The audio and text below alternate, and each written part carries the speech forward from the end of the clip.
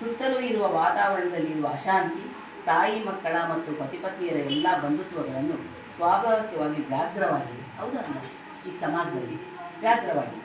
ಪರಿಣಾಮ ಉದ್ವಿಗ್ನತೆ ಹೆಚ್ಚಾಗಿದೆ. ಹೊರಗಡೆ ಇರುವ ಮತ್ತು ಒಳಗಡೆ ಇರುವ ನಮ್ಮದೇ ಆದ ಸ್ವಭಾವ ತೊಳಲಾಟ ಹೆಚ್ಚಾಗಿದೆ. ಸತ್ಯ ತಾನೇ ಎಲ್ಲರ ಮನಗಳಲ್ಲಿರುವುದು.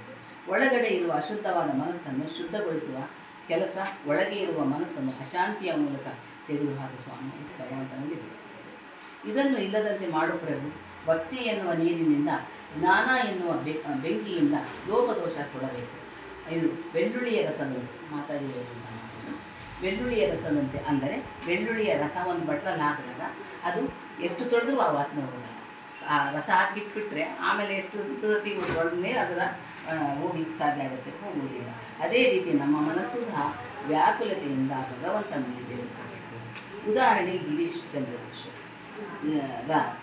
ಚಂದ್ರ ಘೋಷರ ಜೀವನದಂತೆ ಬೆಂಕಿಯಲ್ಲಿ ಕರಗಿದ ಚಿನ್ನವನ್ನು ತಪ್ಪುಗಳನ್ನು ತಿದ್ದುಕೊಂಡು ಭಗವಂತನ ಸ್ಮರಣೆಯಿಂದ ವ್ಯಕ್ತಿಯಾಗುತ್ತಾನೆ. ಭಕ್ತಿ ಎನ್ನುವ ನೀರಿನಿಂದ ಮನಸ್ಸನ್ನು ಚೆನ್ನಾಗಿ ತೊಳೆದಾಗ ಶುದ್ಧವಾಗುತ್ತದೆ. ಭಕ್ತಿ ಎನ್ನುವ ನೀರಿನಿಂದ ಮನಸ್ಸನ್ನು ಚೆನ್ನಾಗಿ ತೊಳೆದಾಗ ಅದು ಶುದ್ಧ ಆಗುತ್ತೆ. ನಾವು ಮಾಡ್ತೇವೆ. ಶುದ್ಧ ಮನಸ್ಸಿನಲ್ಲಿ ಶಾಂತಿ ತಾನಾಗಿಯೇ ದೊರೆಯುತ್ತದೆ. ಶುದ್ಧವಾದ ಮನಸ್ಸು ಶುದ್ಧ ಆದಾಗ ಶಾಂತಿ ಅದೇ ಸಿಗುತ್ತೆ. ಆವಾಗ ಭಗವಂತನೆಡೆಗೆ ನಮ್ಮ ಶಾಂತಿ ನಮ್ಮ ಮನಸ್ಸನ್ನು ತಗೊಂಡು ಹೋಗಲಿಕ್ಕೆ ಸಾಧ್ಯ. ವಿಚಾರ ನೋಡೋಣ, ಇದ್ರ ಬಗ್ಗೆ ಎಷ್ಟು ವಿಚಾರ ಮಾಡೋಣ. ನೆಮ್ಮದಿಯ ವಿಚಾರ, ಶಾಂತಿಯ ವಿಚಾರ ಮಾಡಿ.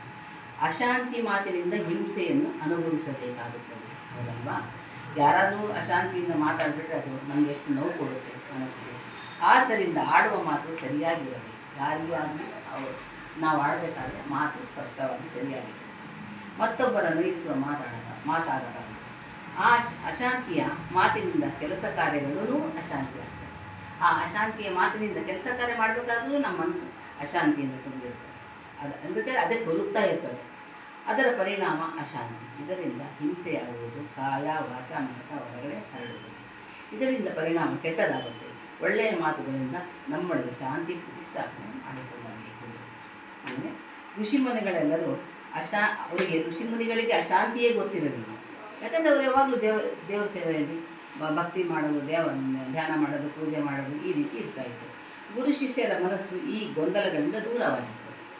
ಪರಮಶಾಂತಿಯ ಮಧ್ಯೆ ಇದ್ದ ಋಷಿಗಳಿಗೆ ಚೆನ್ನಾಗಿ ಗೊತ್ತಿತ್ತು, ಕೇವಲ ನನ್ನೊಳಗೆ ಮಾತ್ರವಲ್ಲ ನನ್ನ ಸುತ್ತಮುತ್ತ ಎಲ್ಲ ಕಡೆಯೂ ಶಾಂತಿಯ ತರಂಗಗಳೇ ಪ್ರತಿಫಲಿಸಲಿ ಅಂತ ಬೇಡ್ಕೊಳ್ತಾರೆ.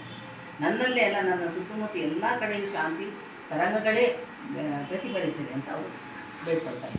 ಅಂತರಿಕ್ಷೆಯಲ್ಲಿ ಶಾಂತಿ ನೆಲೆಸಲಿ.